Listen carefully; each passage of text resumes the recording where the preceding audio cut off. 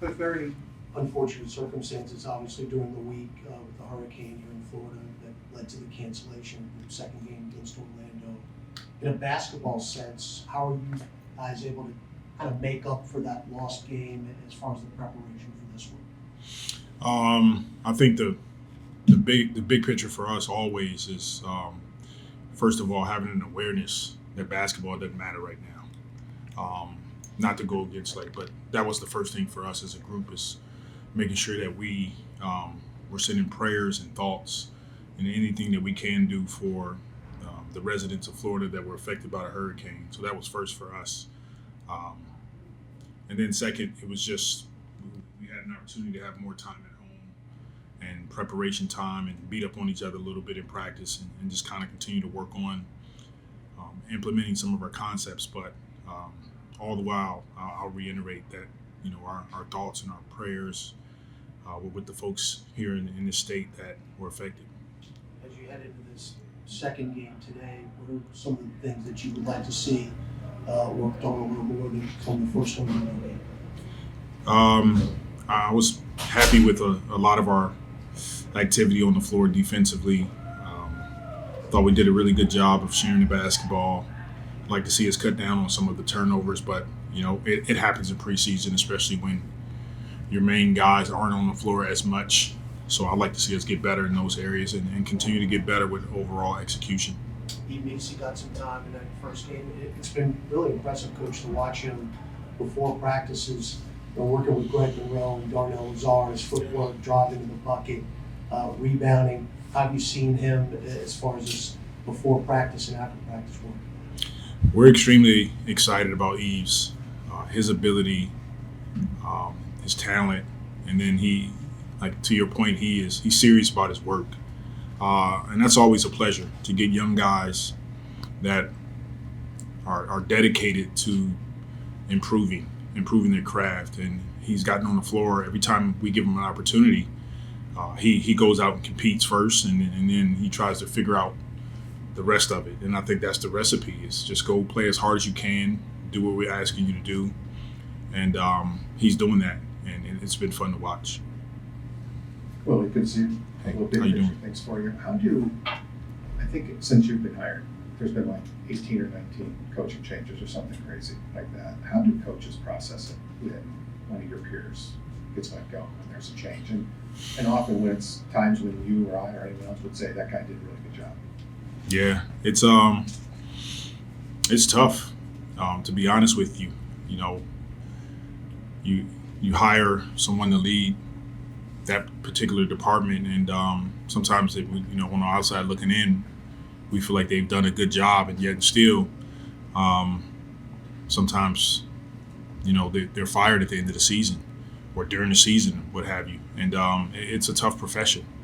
And for me personally, I try to continue to put my faith in God always, make sure that I have humility in the way I go about working that ain't always the case, but we try to, and try to make sure that I personally lead with love first. And so I think when you try to approach it from that perspective, you understand that you can do all of those things and still not necessarily reach the goals that you set out to reach, and that's okay.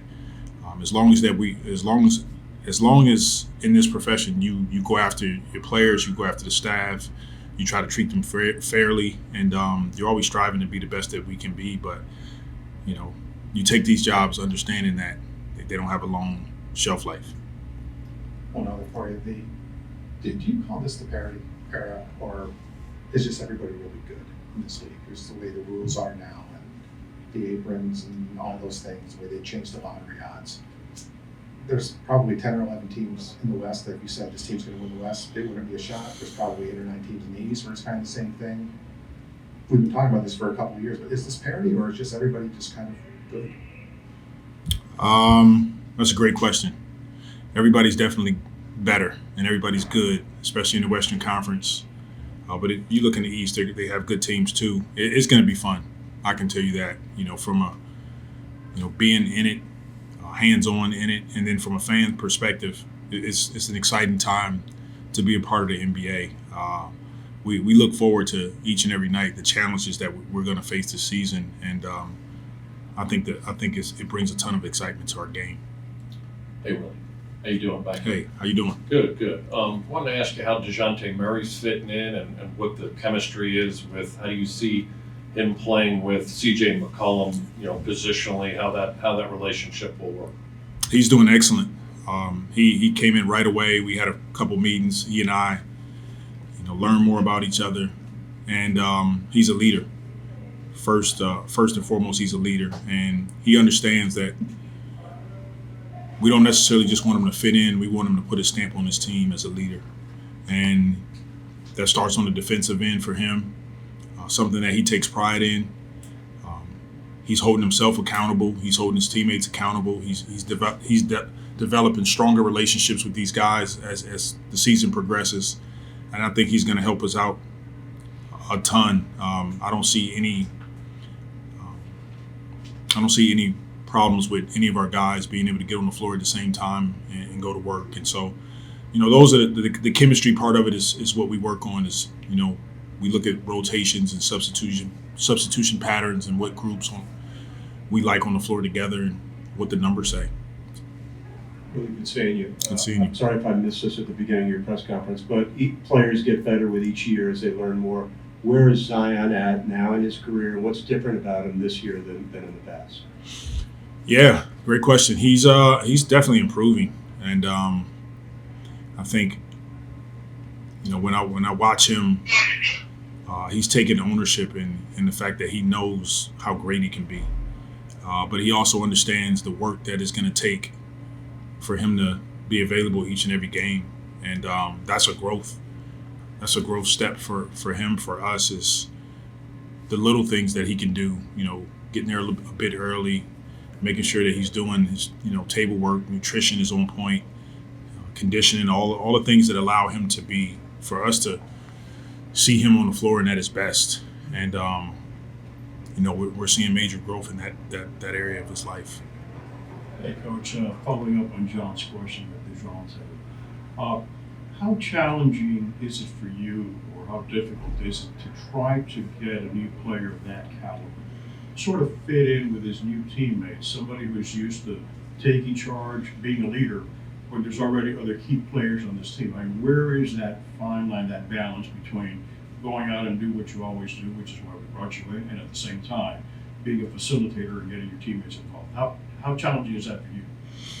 I mean, it's once again, it's the question that was asked earlier. It's like, you don't take on these opportunities unless you are okay with the challenges that come with it, and that's one of them. Is finding the balance in our group, having consistent communication with all of our guys about when is the time to strike and when is the time to make sure you're getting other people involved. But the beauty in our team is we have so many unselfish guys, and they're willing passers on the offensive end.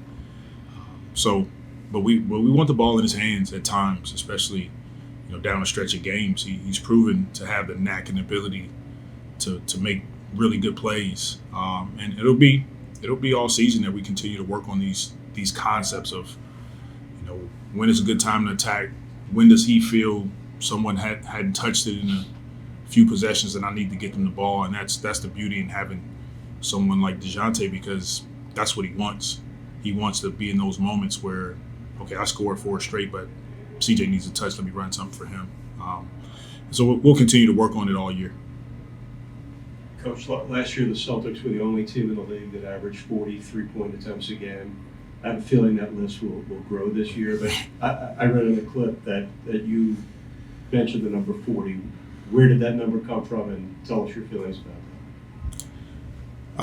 that. It's a number we've been tracking three-point attempts with different teams. You mentioned the Celtics; they're a team that they believe in it. I've had to grow in that area to become okay with taking those type of quality shots, but they are quality shots. And with 40, you may have some situations where you take a few tough ones. That's okay too, as long as Most of them are quality threes. I think it gives you the best chance to win the game offensively. It gives us the best chance to offensive rebound. The more you study it, the more you have a clear understanding that if you can win the paint, free throw battle, if you could get quality threes up and rebound the ball, you got a really good chance of winning that game, and that's going to be important for us. Thanks, Coach. All right, thank you.